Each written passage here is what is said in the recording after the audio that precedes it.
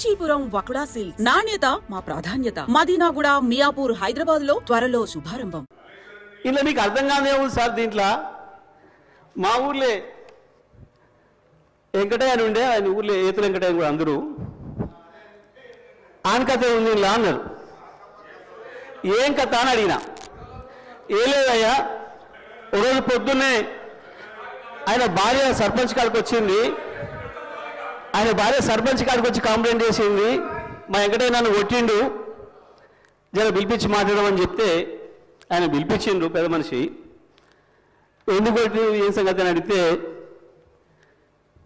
నేను మా అమ్మగారింటికి నువ్వు పాలు వేయద్దుమని అన్నాడు, నేను పోస్తా అన్నా. నువ్వు పాలు వేస్తే ఊరుకోను అన్నాడు, నేను పోసి తీరుతానంటే నన్ను కొట్టిండు. పాలెక్కడి, నీకు బర్రె లేదా పాలెక్కడి అని చెప్పి ఆయన పెద్ద మనిషి అడిగింది అధ్యక్ష. అడిగితే నాకు 4 బర్రెలు ఉన్నాయి అన్నాడు అధ్యక్ష. ఈ 4 బర్రెలు ఎక్కడిదా, నీకు ఒకటి కూడా లేకపోయా, మా ఊరందరం చూస్తే 50 మంది ఉన్నాం, అందరూ కలిసి నీకు బర్రెలు లేవా ఎక్కడిదా అంటే,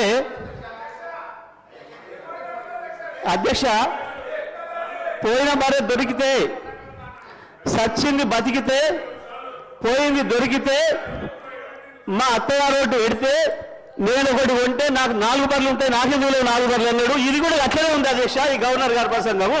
అంతకు మించి ఒక అక్షరం కూడా తేడా లేదు. ఎక్కడ ఇచ్చారు అధ్యక్ష?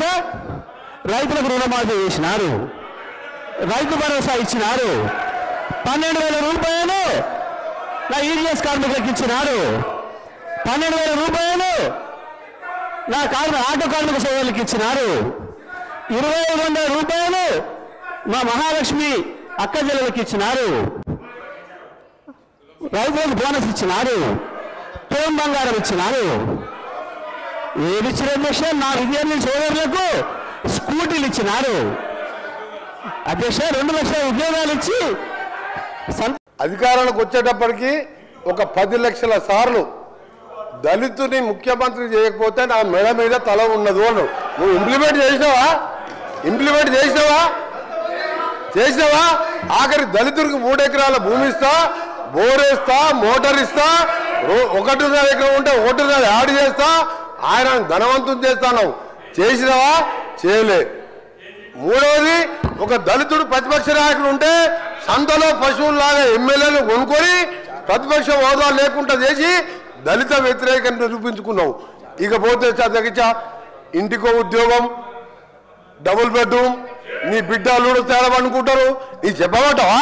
1,00,000 అబద్ధాలు ఆడి 2 సార్లు అధికారంలోకి వచ్చిన మీరు మా మేము చేసిన కార్యక్రమాలు 1,00,000 కోట్ల మంది ఇవాళ ఆర్టీసీలో ఉచితంగా మహిళలు ప్రయాణం చేస్తున్నారు. చూస్తలేవా?